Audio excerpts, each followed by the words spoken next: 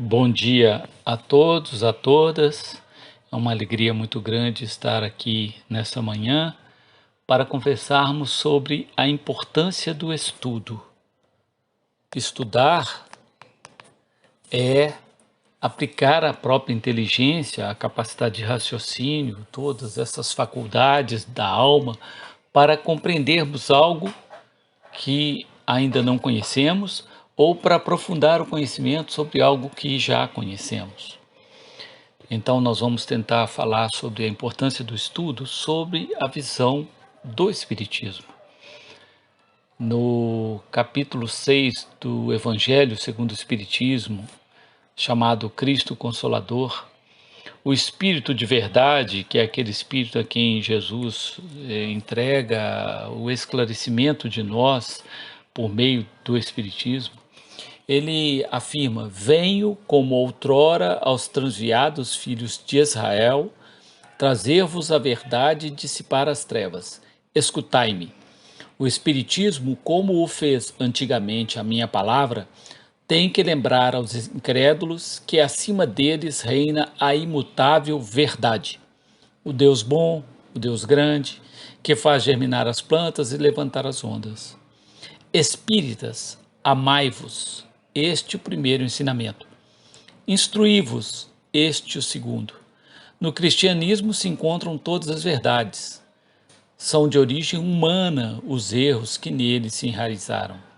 Eis que do além-túmulo, que julgáveis que não existia nada, vozes vos clamam.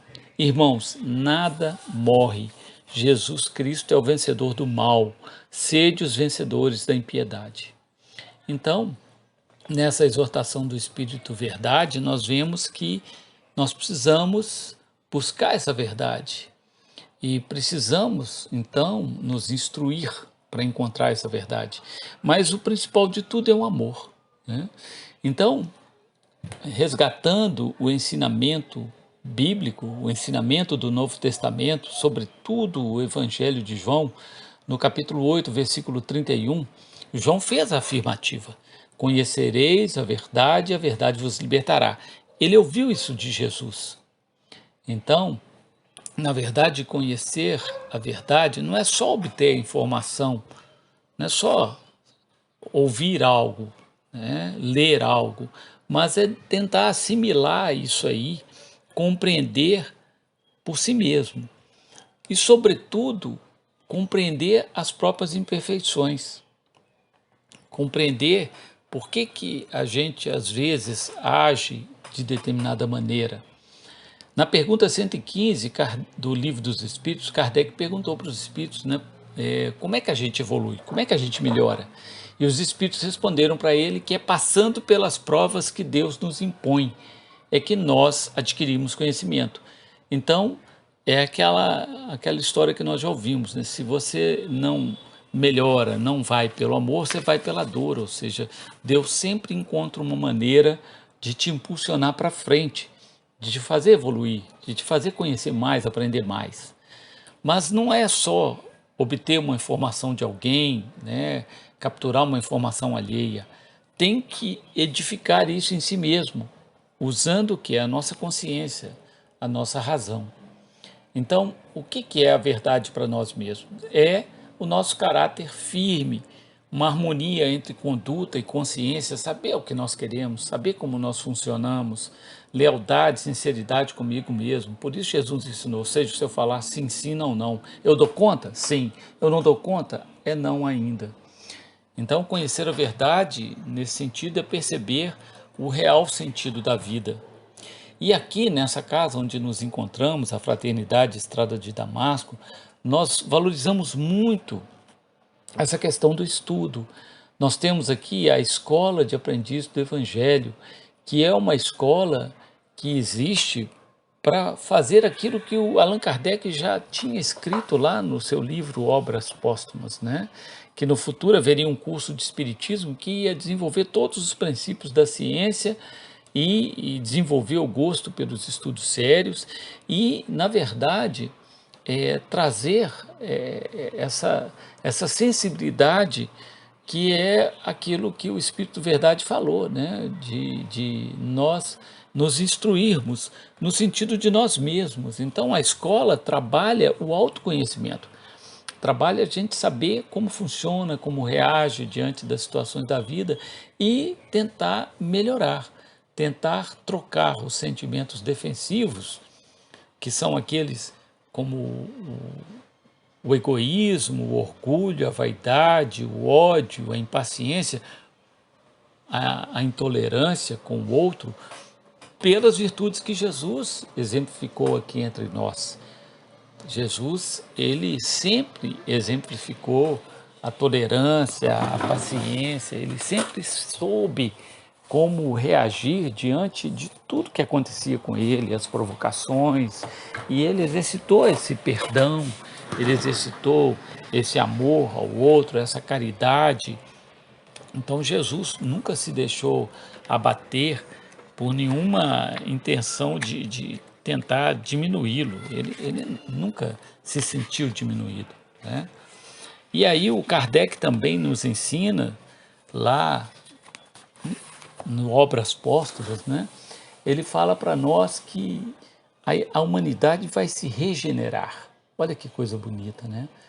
Então nós vamos ter um mundo regenerado, nós vamos ter oportunidade de viver nesse mundo regenerado.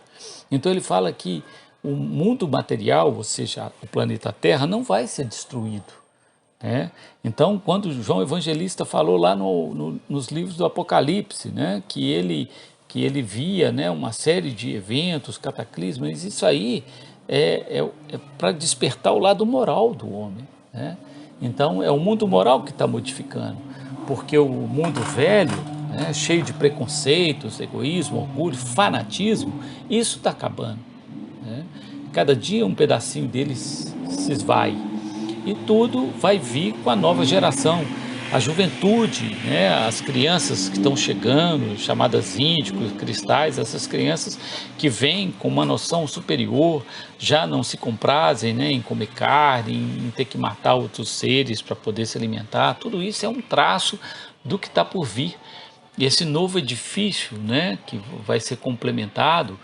Então, nós vamos sair de uma condição de mundo de expiação, que é um mundo onde o mal ainda prepondera do bem, a maioria das pessoas ainda praticam o mal ao invés de praticar o bem. Nós vamos nos tornar um mundo de regeneração, onde que a maioria das pessoas praticam o bem e a minoria pratica o mal, né? Então, o planeta Terra vai ser habitado somente por espíritos encarnados e desencarnados que queiram fazer o bem. Então, esse é a regeneração da humanidade que Kardec nos traz. E ele trouxe também no Livro dos Espíritos, né, na questão 791, né, será que a civilização que traz coisas boas, mas que também traz coisas ruins, né? Nós sabemos a poluição, destruição das matas, né? Poluição da natureza. Então, será que a civilização vai conseguir corrigir esses males que ela mesma produziu? E aí a resposta dos espíritos é muito clara, né? Sim, quando o moral estiver tão desenvolvido quanto a inteligência, né? Porque ele fala que o fruto não pode surgir antes da flor, né? E na pergunta seguinte, ele fala, por que a nossa civilização não faz isso, né? Não equilibra? E a resposta é porque os homens ainda não estão preparados, nem dispostos a alcançar esse bem, que é abrir mão desses sentimentos defensivos. Então, quando a gente tiver essa preparação, nós vamos conseguir. Na pergunta 793, né? Por que sinais se pode reconhecer uma civilização? Kardec fala para nós, né?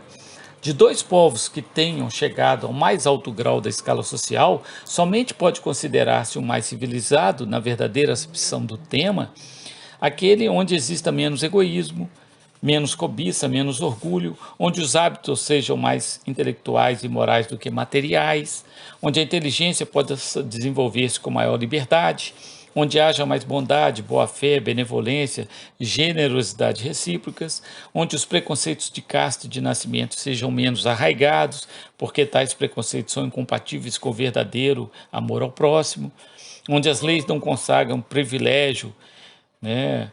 E que tanto o último como o primeiro, né, recebam a justiça, né?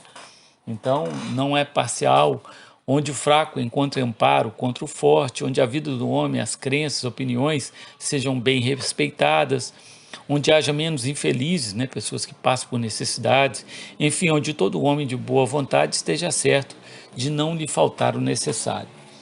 E aí, para finalizar, eu vou contar para vocês a história que está narrada no capítulo 14 do Jesus no Lar, um livro maravilhoso que Chico Xavier recebeu do espírito Neio Lúcio, e que se chama Coroa e as Asas. Nessa história, os apóstolos comentavam sobre a importância do saber, do conhecimento, e Jesus narrou uma história que havia um homem que queria muito subir a montanha do conhecimento, da sabedoria. E ele empenhou todo o esforço da inteligência dele nessa busca.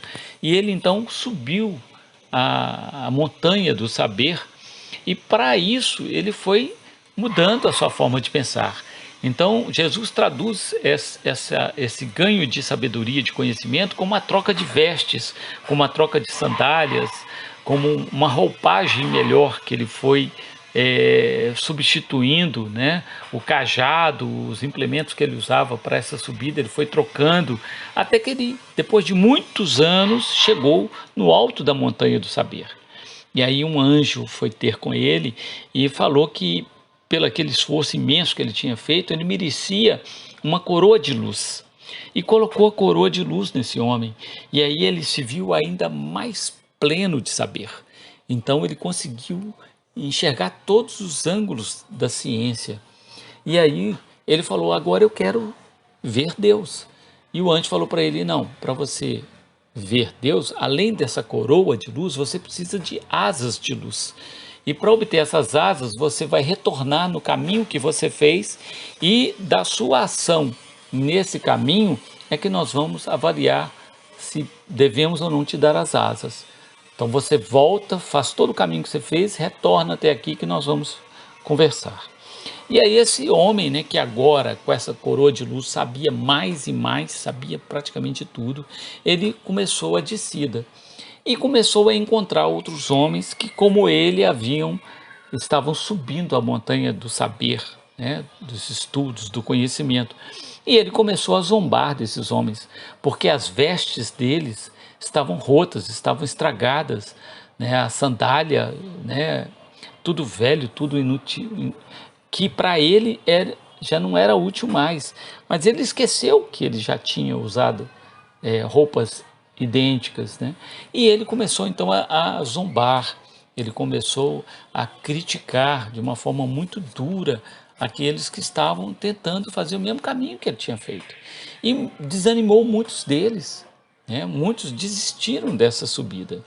E ele, com aquela postura de crítica, e ele voltou até a vila de onde ele tinha saído, com essas críticas, com esse deboche, e depois retornou de novo, subindo a montanha, e chegou lá no alto. Só que aí o anjo falou para ele: olha, nós não vamos poder te dar as asas de luz, porque ao invés de você ajudar o seu semelhante, em vez de você incentivar ele no caminho do conhecimento, você o desanimou, você o humilhou. Então agora você vai reparar o seu caminho para poder merecer essas asas de luz. Então Jesus encerra esse ensinamento mostrando para nós que não basta ter só o saber, tem que ter o amor, essa piedade, essa misericórdia para com o outro, essa caridade, e um ajudando o outro. Isso é que é fundamental. Só o saber não basta. Então era isso que nós gostaríamos de trazer. Então que nós possamos valorizar sempre os estudos, valorizar tudo que nós estamos aprendendo, mas sobretudo valorizar o entendimento, a compreensão sobre nós mesmos, para tentarmos ser seres melhores. Era isso que eu gostaria de trazer. Que a paz e o amor de Jesus nos envolva carinhosamente. Um bom domingo para todos nós.